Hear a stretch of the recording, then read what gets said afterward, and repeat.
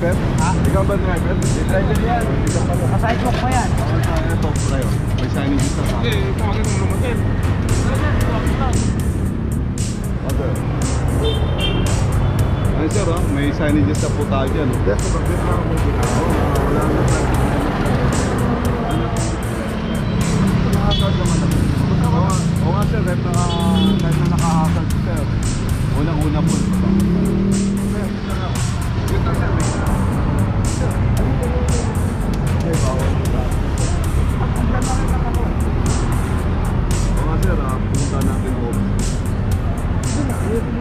Oo nga sir, bawal nga po sa amin yan sir. Na-update ako niya. Tennis po tayo, sir. Nabot na ko kayo sir, kahit nagbabawa kayo ng ano, gamit nito. Si kuya nagbabalan daw ng gamit dito. Nilang gisnan, ang kinagisnan nilang dati, pwede tayo magparada kung saan saan.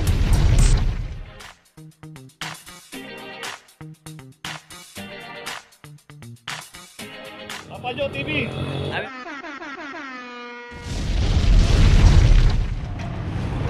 Okay, location natin Lapdi Sabar, corner de la Puente Street. Dito isang Nissan Terra. At ito wala ring driver dito. Nabutan, mabuhay din. 23.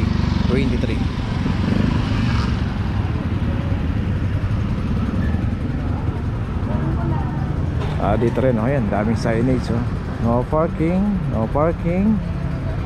Pag may nakikita tayo mga signage na no parking, iwasan po natin pumarada. At kung magdamag po tayo nakaparada, sapit po ng umaga, alisin na po natin ang ating mga sasakyan. At pagka inabutan po yan, maka-obstruct pa rin dito. Kinaklam po kagad yan natin pagka walang driver. Okay, ito meron na rin notice to Ikaw ba driver? Driver yan. Sidewalk pa yan. Ito, tayo. May signage na sa. Eh, kumakin mo naman din. Okay, si guard, tatawagin niya raw yung driver nito.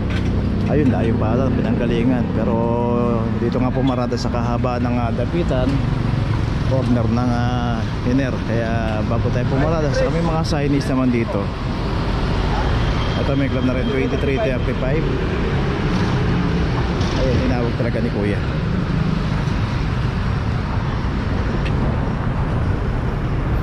Sir. Okay. Ay sir, may signages na po tayo dyan. Yes, bakit na ako ginagawa? Wala na tayo. Ano tayo dito?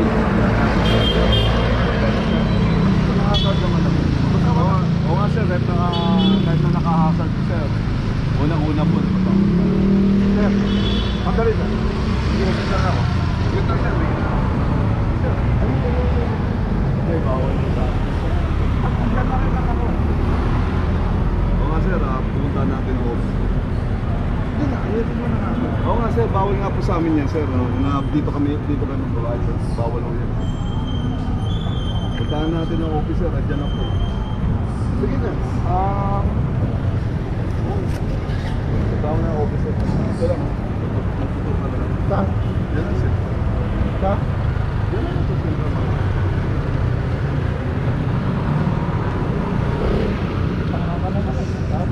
Hindi naayos ni kuya, sayang.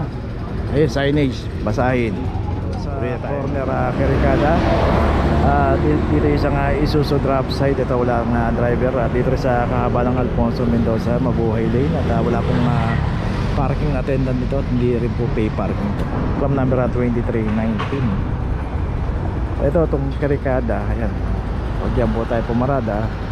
Secondary road. Saka may naka-assign pong parking attendant niya. Huwag lang po dito sa kahabaan ng Alfonso Mendoza.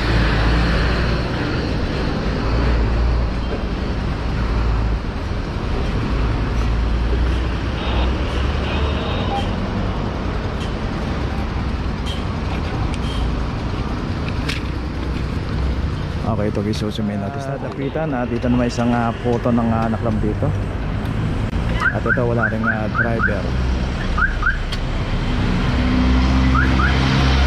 2414. Ikaw mati, magbabalang yung gamit. Tennis po tayo, sir. Nabot na ko kayo sir, kahit nagbabawa kayo ng ano, gamit nito. Ayun, si kuya nagbabalan daw ng gamit dito. Pero yun nga sana meron siyang kasama. Kasi may mga signage po rito yan. No parking, mga signage na yan. Hindi po nilagay yan para pwede tayong pumarada, kaya nga no parking. Pag nakalagay po yes parking, yan pwede paradahan po. Pero pag nakakita tayo ng no parking tas clamping zone, mabuhay din, iwasan po natin. Okay, tuloy na po tayo. Location natin Vicente Cruz, corner Maria Clara. Dito isang Fort Everest.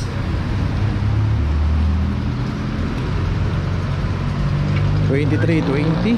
Dito rin inabutan sa kahabaan ng Mabuhay Lane. Dito sa kahabaan ng Vicente Cruz, Mabuhay Lane po rito. Yung ating sasakyan, kung magdamag na pong nakaparada rito yan sa mga Mabuhay Lane, pagsapit po ng umaga, alisin na po natin. At dito po kasi random po yung operation ng clamping. Pagka sino po yung abutan dito at walang driver yan, naka-obstruct at walang driver, mahatik na po yan. So gaya ng iba, sinasabi nila meron daw 5 minutes o dapat hinahanap yung may-ari o yung driver na nasa sasakyan. Hindi po, wala po sa policy ng clamping yan. Ito, may notice na rin, tuloy na po tayo. De La Puente, corner Dimasalang. At dito isang Toyota Innova.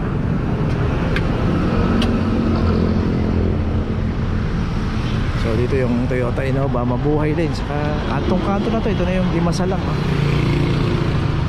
At dito naka-hazard pero wala pong driver to. Dito na lang iniwan at dito rin inabutan. At ito meron na rin akam number 2408. Paparada tayo, ilagay lang po natin sa ayos. Huwag po natin ilagay sa mga bawaya. Kagaya yung isang bus dito, kanan dito, hirapan siyang kumanan dito kasi pinakaparada rito sa kanto ng De La Puente Street. Ayun, may terminal pala sila ron, terminal ng Florida.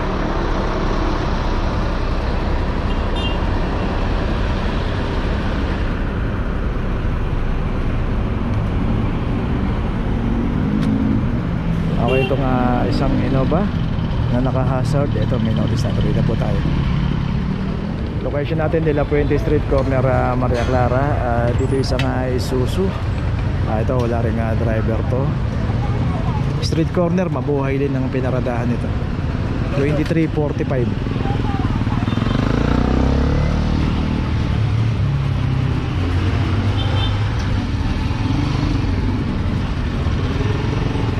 So dito rin sa kahabaan ng De La Puente, halos karamihan po dito mabuhay lane.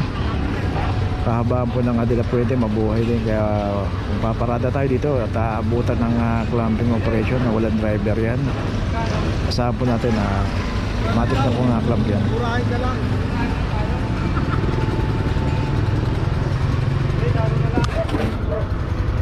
Harap.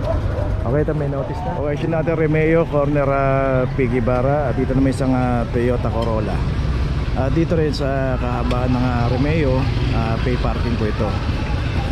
Kaya itong naklam itong isang Corolla dahil hindi po nagbabayad ng parking at wala rin parking ticket. 2331. So dito makikita natin merong macro rito. Ito yung sa Maynila to kasi may project sila rito, yan may ginagawa. Pero iwasan po natin pumarada ng mga sa mga pay parking. Hindi po tayo magbabayad kasi mismong PA tumatawag po sa clamping operation yan at iniikutan yan. Basta walang makikita parking ticket dito at nakaparada rin sa mga pay parking, kinaklamp po talaga yan. Okay, ito may notice na itong isang Corolla. Okay, tuloy na po tayo. Okay, dito pa rin tayo sa Manrique, corner Figueras. At dito naman yung isang Hyundai Accent. At dito rin sa gilid ng simbahan to. Ganun din po, church zone, kaya bawal po pumarada rito.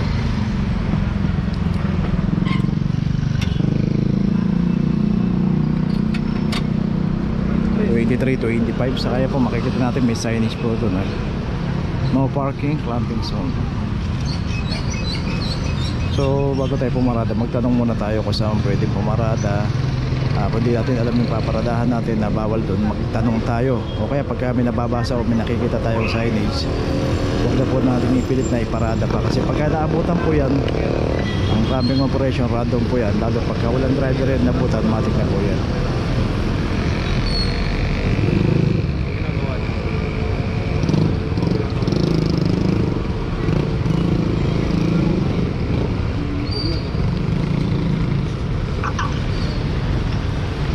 Okay, ito may notice na.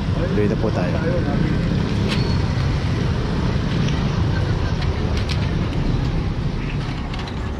Location natin Vicente Cruz, corner Dimasalang. Dito naman isang Ford Everest. Ito ganun din, walang driver to. Dito rin pumarada sa Mabuhay Lane. So lahat po ng mga Mabuhay Lane na pagka pumarada tayo at inabutan po ng clamping yan, at lalo pagka walang driver, matik na po yan. Hindi po nila ala pong inaantay na 5 minutes dito, at hindi rin po hinahanap yung driver dito. Ito meron na rin clamp number 2337. Kaya pagka sapit po ng umaga, alisin na po natin ang ating mga sasakyan sa mga Mabuhay Lane para pagka nadaanan po tayo ng clamping, hindi po tayo makaklamp. Okay, itong Everest na meron na rin notice. Tuloy na po tayo. Okay, location natin P. Guevara.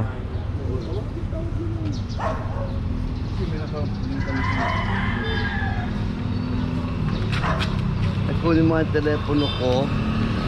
Okay, dito isang Toyota Wico naman ang naklam dito. At meron na rin notice. Si Kuya, kaya gising lang, naka-double parking dito. May kilala yata, may padrino, may tatawagan. Ayos, tuloy na tayo. Okay, nandito na ngayon tayo sa opisina ng clamping, sa impounding dito sa Central. Dito na po nagtatapos ang ating vlog. Maraming salamat po sa mga subscriber, sa mga viewers, sa mga napadaan po sa ating channel. Maraming salamat po sa mga suporta nyo. Sa mga hindi pa po nakakapag-subscribe, subscribe na po tayo mga kabayan. Maraming salamat po. Mabuhay!